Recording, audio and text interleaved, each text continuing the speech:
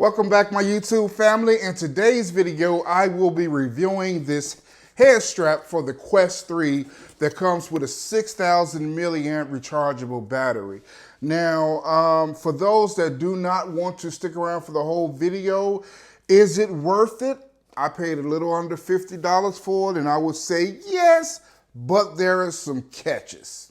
So the first catch depends on whether or not you are a standalone virtual reality person or you do PCVR, and it makes a big difference. PCVR, the Quest 3 is a power hungry monster. It just gobbles up power. So I use the BoboVR battery pack for the Quest 3 setup. I just had a cable in and had it in my pocket or had it in my lap. It got too hot in my pocket, and it will literally drain these batteries within 30 minutes. So that's the reason why I knew that the M3 Pro, which is made for the Quest, was not going to necessarily work unless they upgrade their batteries. And so if you standalone PC VR and you charge this up, it takes about 3 hours to charge.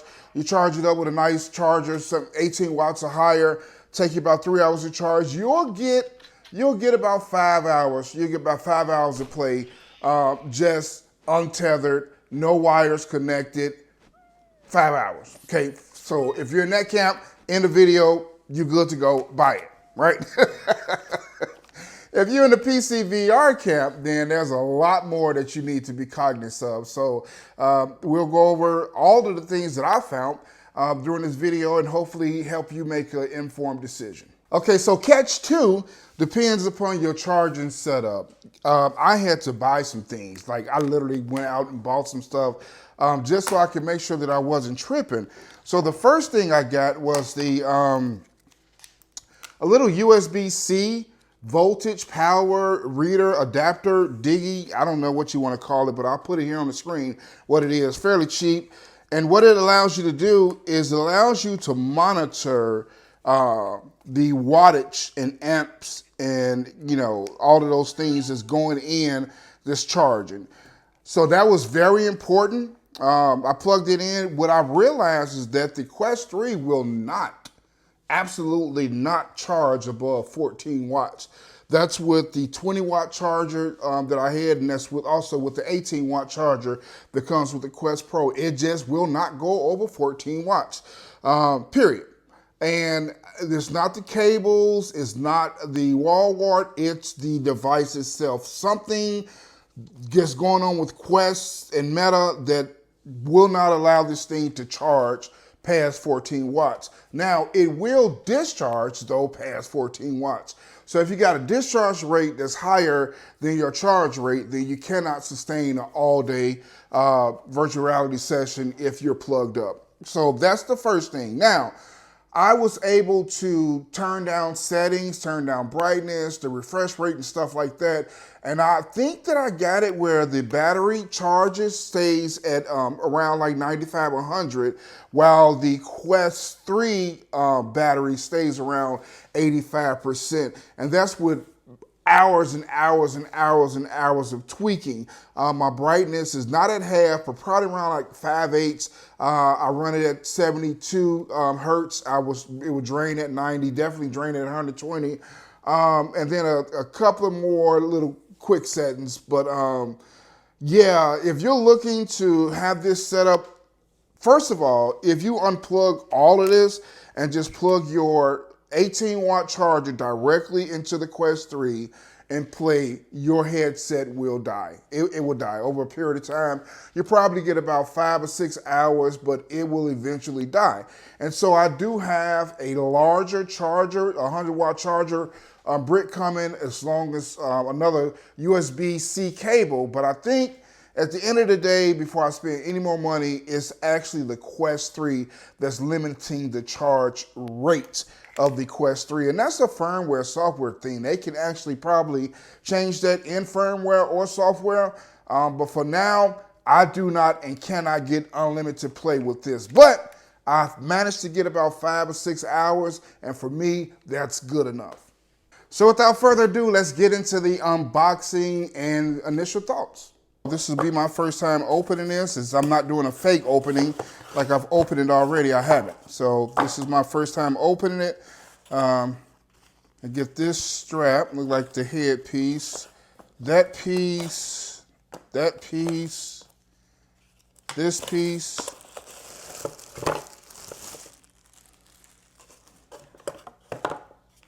And this. Initial feel, it feels very plasticky, if that's a word. Like very plasticky. But we'll see. We'll see. Let's put it together. For those who think intuitively, I'm just looking at this and I see it got Velcro on it. These pieces got kind of Velcro on it. I see a hole here. I'm pretty sure this strap just probably goes in these holes and strap on. These look like they kind of like go on here.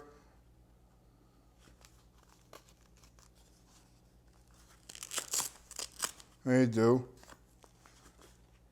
That goes on like that. Oh, imagine this goes on like so. So that's the first step. Align the rear pad with the Velcro. Second step, align the snap on one side with the VR inset.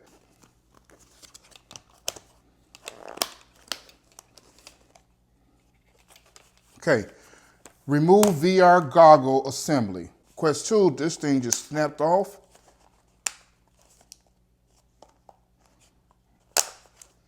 Yeah, yes. Okay. All right, I got that. Pretty easy. Look at these beautiful lenses. Oh, that just popped off. That was easy. That was easy.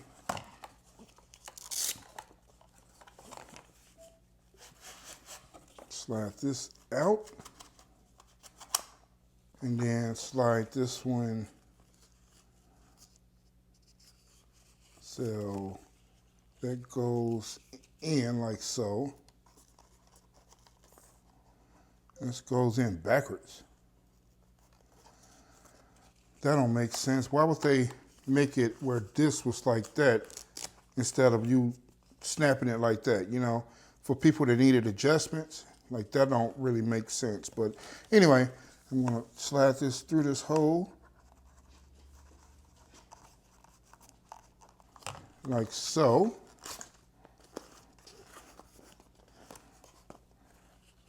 So this came off pretty easy. I'm just gonna go with intuition here. Pretty sure these probably just snap back on, but that's jacked backwards. That's this side goes on like so over that. I mean, it can't go on any other way. So snap that piece on. Now I do notice that there's a distinct difference in color. So this white is kind of white. This is gray. It's definitely gray, so it's not the same color. Take that, snap that on. So then I'll imagine that this here,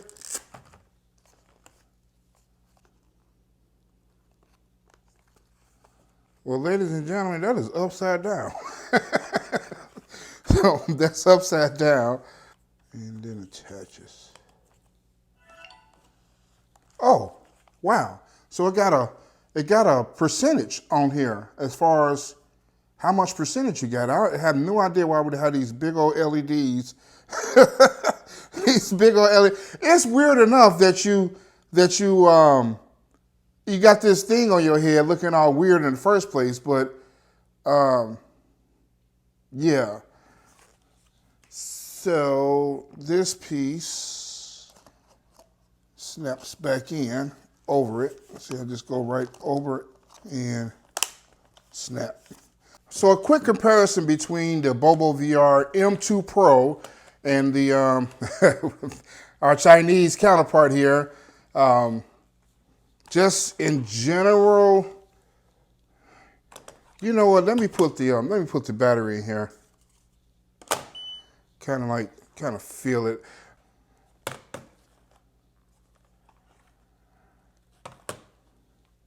This is definitely heavier. The Quest 2 is definitely heavier. But again, with the BoboVR, the weight distribution, even though you got this on your head and it's kind of heavy, the way it's set up, you just put it on, just give it a quick, I mean, it's perfect. But all in all, this is just a comfortable headset. So let's see. First time, drum roll. Oh, this is too tight. Way too tight. I can't even put it on my head. All right, so let's see. Lefty should be unloose. Oh, okay, so this got a kind of like a adjustment here. Press the button. That's cool. That's pretty cool. Slide in and out. So you can press the button, get it where you want. This is doing nothing. This is just flapping right now. Like absolutely doing nothing. But the headset itself feels pretty comfortable. Okay. This is just loosey-goosey. So let's get that tight. Supposed to keep it from coming down on your head. That's padded on top here. I'm trying to figure out, am I just backwards? Do this pad supposed to be on my head? Because what's the point of this padding being on top? Makes no sense to me. So maybe this is upside down. I can actually see in the pass-through. It does supposed to be. I got it. It's supposed to be the other way around. Now it makes sense. Okay. This is so cool. It's got my hands out. Guys, virtual reality is so freaking cool. Okay, so I changed the strap around now, and this headpiece makes no sense to me. In order for me to get it the way I needed to get it, it comes all the way up here, and I'll show you. I'll just show you. And also, the battery output right now is reading 88. It was at 100 when I first plugged it up, and I've only been messing around with this for about 30 minutes, so putting it on my head. So the Quest has been running, and so far, in like 30 minutes, it's drained 12%. So I'm going to show you what this looks like. I don't like it. I don't like it at all. I don't like this top piece. Now, I like to put this piece here in the back where it's right there on the meat of your head. So that's comfortable for me. I know I got a little angle. That's comfortable. But do you see how ignorant this looks? Like, and this big cushiony piece is not doing anything. I mean, and if I tighten it up, you know, the more I tighten it up, the more this comes forward. But if I tighten it up where I feel like it needs to be, like right there, so it's kind of like tight on your head, it pushes this so far forward. Now it's on my, do it supposed to be on my forehead? Like, I don't know.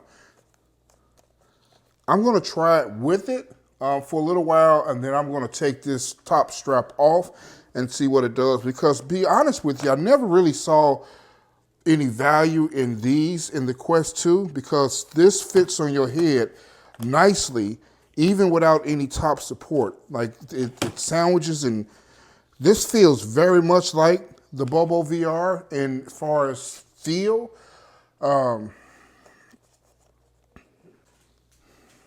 Yeah. With the M2, typically when I put my headset on, I'm just bam, and I'm going and it's ready. I'm not doing this whole little thing. I'm just putting it on to the face, put it on, slide it down, and it's ready to go. Love that about this. And I also love when I'm just need to look up real quick, I can do this, you know, and then take it back down, that. So this is the, again, this is the benchmark for me.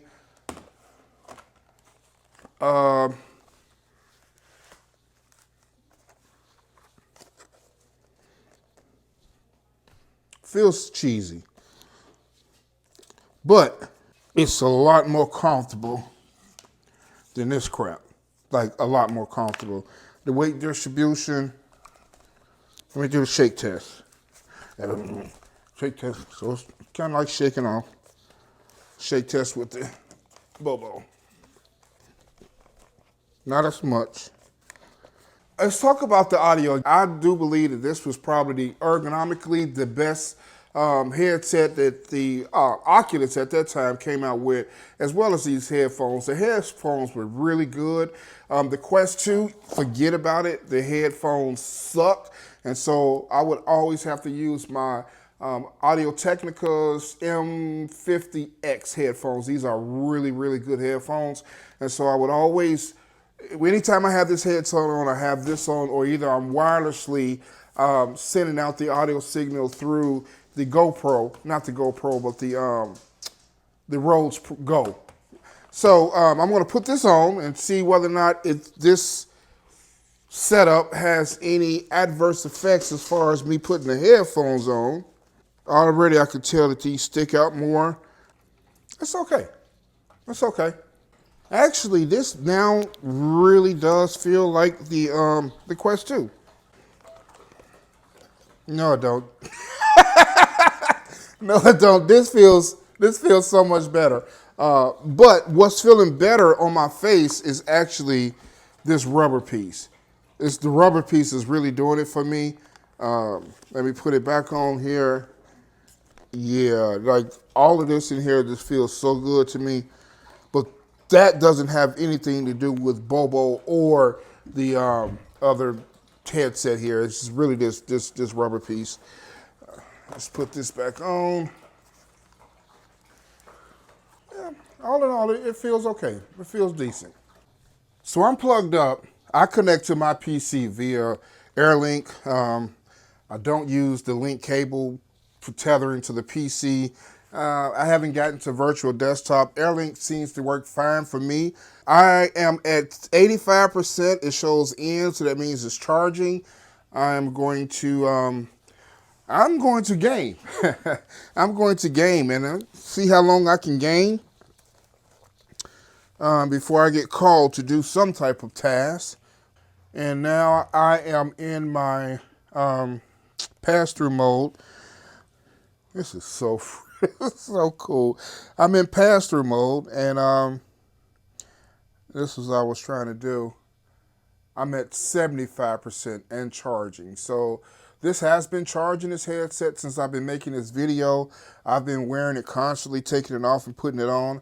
And I'm just getting ready to go and get my game on. All right. Okay, so what am I going to be playing? Oh, I also wanted to see how this worked. Like I said, a lot of times I am tethered, so I use, this elevated. Now that this is below, let me do my, I don't feel that cord at all. So that cord doesn't even exist. So that's not an issue. And this is where I spend most of my time in virtual reality, right here. Oh, this is so cool, y'all. I mean, I love this pass-through. I really do. So, Quest launch. And I am going to get me some DCS Beta 2.9.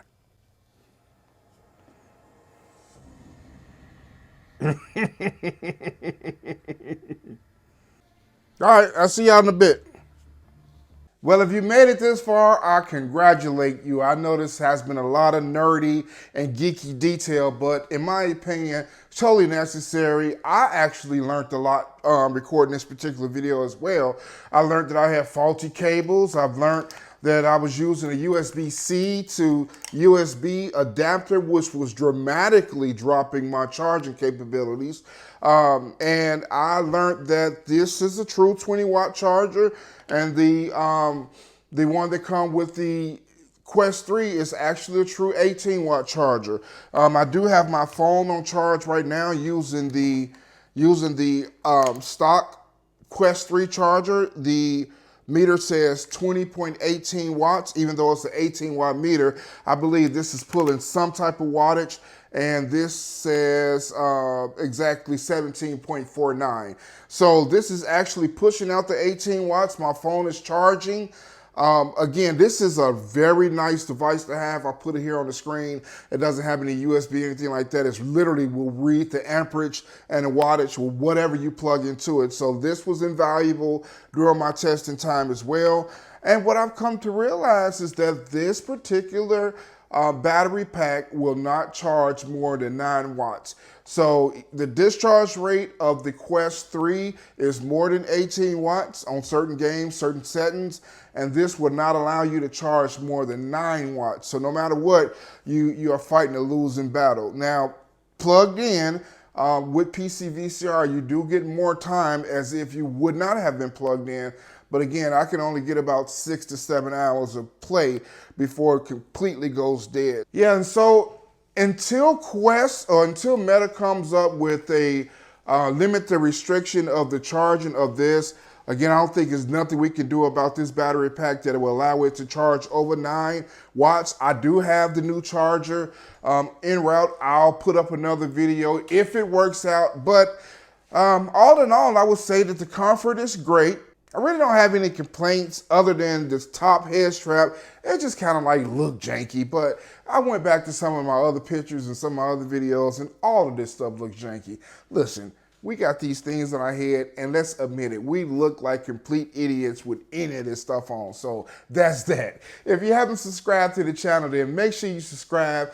If you haven't hit the bell to get notifications when I upload new videos, then make sure that you hit that bell so you can be notified, and leave comments in the comment section. I know this was a little bit longer.